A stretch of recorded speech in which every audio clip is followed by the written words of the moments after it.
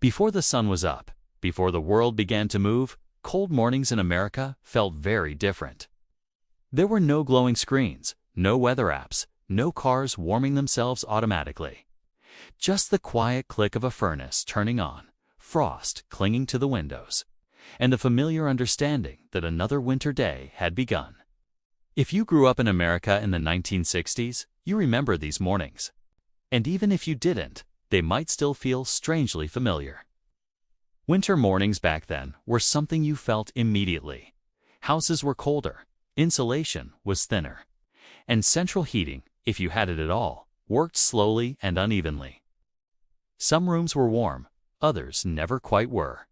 Families slept under heavy wool blankets, sometimes 2 or 3 layered together. The weight of them was comforting, but stepping out from underneath was always a shock. When your feet touched the floor, the cold moved up fast. Wood floors, linoleum kitchens, air that had settled overnight. Parents often woke up early, not to check messages or scroll through news, but to turn up the thermostat, light the furnace, or add another log to the fire. Some mornings began with the strike of a match and the smell of burning wood. Others began with the low rumble of an oil furnace coming to life. Mornings were quiet and deliberate. No rushing, no alarms buzzing endlessly. It's the slow process of getting ready for the day. Cold mornings had a sound of their own. It's the low hum of heating vents, the ticking of metal pipes expanding as they warmed. A radio turning on in the kitchen, voices speaking calmly about the weather, school closings, and the roads. Coffee percolators bubbled steadily on the counter. Toasters clicked and popped. Spoons stirred sugar into thick ceramic mugs. The smell of coffee mixed with toast and bacon filled the house, a warm and savory promise against the chill. Outside, a blanket of snow softened everything. Streets looked wider. Sounds traveled less. Cars started reluctantly, engines coughing and hesitating before settling into a steady rhythm. Neighbors scraped frost from windshields in near silence, their breath visible in the cold air. There was no constant noise, no traffic rushing past. Just a slow, steady beginning to the day. A world waking up together under a shared, cold sky. For children, cold mornings meant layers. Thick coats buttoned tight, scarves wrapped high around the neck. Mittens clipped together so they wouldn't get lost at school. Boots stiff from yesterday's snow.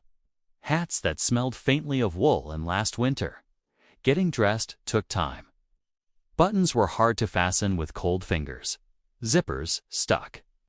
Coats felt heavy, but necessary. It was a ritual, a preparation for the world outside the front door. School buses arrived wrapped in clouds of white exhaust. The doors folded open with a familiar sound, and the warmth inside hit you all at once. Windows fogged almost immediately. Kids pressed gloved hands against the glass, drawing shapes, writing names. Watching their breath turn into smoke. Snow-covered streets slid past slowly as the bus made its stops. Each new face bringing another gust of frigid air before the warmth settled again. Walking to school meant crunching snow beneath your feet, navigating frozen sidewalks or shallow puddles that never quite thawed. The cold stayed with you all the way to the classroom. Inside, classrooms were warmer, but never right away. Coats hung on heavy hooks along the walls. Wet boots lined the floor, creating small puddles that would evaporate by midday. Radiators hissed and popped, working hard against the cold. Teachers wrote lessons on chalkboards while students rubbed their hands together, waiting for their fingers to warm. Slowly, feeling returned. Slowly, the day began. Adults faced the cold differently. Men buttoned heavy jackets before heading to factories, offices, farms, or construction sites. Women prepared breakfasts, packed lunches, and bundled children for the day before facing their own responsibilities. Many jobs didn't pause for winter. Snow had to be shoveled. Deliveries still made. Mail still delivered. Shops still opened their doors, no matter how cold it was. Life carried on because it had to. People dressed with purpose. Not for style, but for warmth. Wool coats, leather gloves, hats pulled low, scarves tucked tight. The fashion of the day was dictated by necessity, a practical armor against the elements. You learned to read the sky, to feel the wind, to know what the day would demand of you just by stepping outside. Cold mornings demanded patience. You didn't expect comfort. You adjusted. You learned how to move through the cold without complaining, finding resilience in the routine. There were small comforts that mattered more because of the cold. A warm kitchen, steam rising from oatmeal. The familiar smell of coffee filling the room. A moment standing near the heater before heading out the door. These weren't luxuries, they were earned rewards. Small pockets of warmth that made the rest of the day manageable. Sunlight eventually touched the frost-covered windows, turning them briefly golden before the day fully began. Snow plows passed in the distance, their scraping blades clearing streets one slow lane at a time. Footprints marked fresh sidewalks. Neighbors nodded and waved. People smiled more, spoke a little longer, lingered just enough to share a few words. The shared experience of the cold brought people closer. Cold mornings made warmth noticeable. They made simple things feel earned.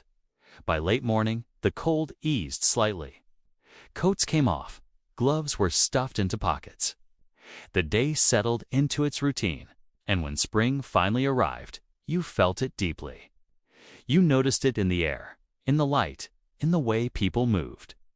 Winter had shaped the year, and its mornings were part of that rhythm.